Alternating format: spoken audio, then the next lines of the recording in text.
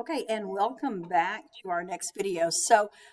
You may or may not have watched the last video, which was on the formation of a cation and an anion. We're going to kind of go off of that again for the next video. So we're going to be talking about what are called redox reaction, reduction oxidation. And basically in a redox reaction, you've got this exact thing going on. You either have a neutral atom that is going to an ion, or you have just the opposite. It could be you could have an ion that then becomes a neutral atom. And that's why we call it an oxidation and reduction, because that's taking place within our reaction.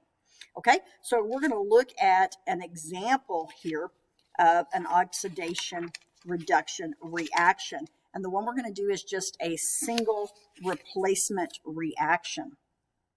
And so the one we're going to start with, we're going to take aluminum, which is solid aluminum, and we're going to react it with a copper chloride solution, aqueous solution, and then we're going to talk about what it's going to form. Now,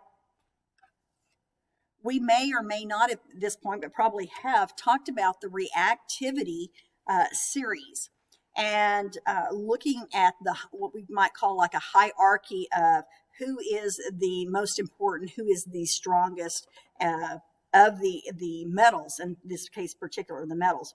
And so what we're going to be looking at here is aluminum actually going to be strong enough in this reaction to knock off copper. And so if you get your reactivity series, you look at it, and the question then becomes, is aluminum higher up on the series than copper? So if you need to pause the video and take a minute and just look and see, is aluminum higher on the series than copper is? And hopefully when you look at it, you do notice that it is. And so this reaction is actually going to take place. Now, so aluminum is going to replace chlorine. So for right now, I'm just going to write it like this. And so when it replaces chlorine, or replaces copper, it's going to knock off that copper.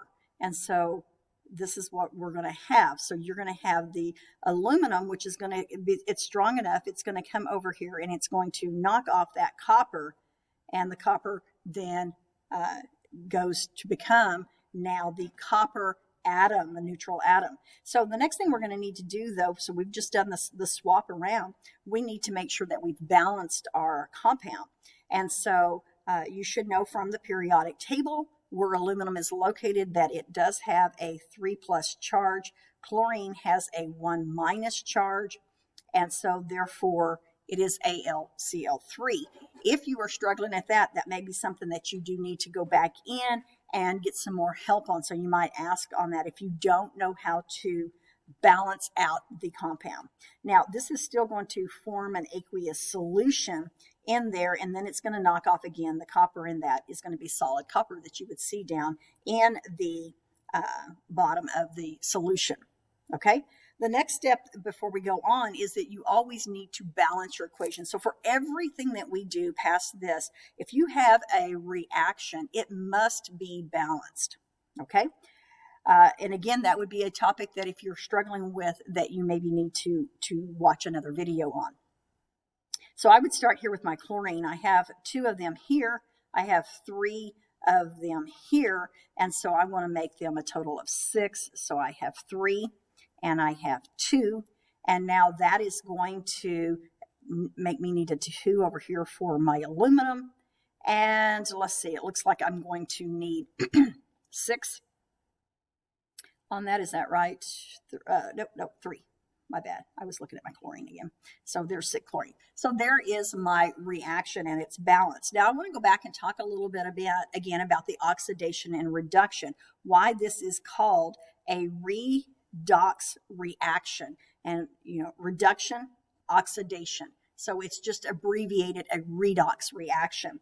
So let's go back and look at what's happening here. So in this case right here, this is our neutral atom of aluminum, and so it has a charge of 0. okay? And that neutral atom now over here has a +3 charge. So in terms of our charges, again, we had aluminum.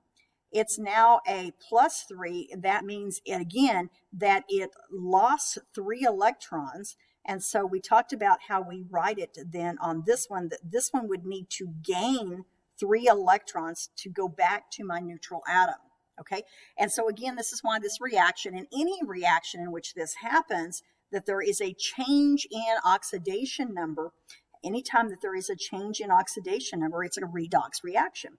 And so again, this one went from 0 to a 3+. Now also, guys, on here, and hopefully you realize that copper did a change here. So if I backtrack a little bit, I can look to see which copper I have. Because I know chlorine is a 1-. That makes this a 2-. That means that this copper had to be a 2+ copper. And so again, I have copper, which was a 2+, and now it, whoops, I did that again. And now it has to gain 2 electrons to form the neutral copper atom, okay? And so again, we have the oxidation that took place and the reduction that took place. Now in this problem then, they also have names that they give these, because when this oxidation takes place, this is actually called the reducing agent. And we'll talk more about that later. And in the reduction, this is called the oxidizing agent. Okay? So you can kind of think of it, it's just the opposite of reduction. It's the oxidizing agent. Oxidation, it's the reduction agent, reducing agent. Okay. So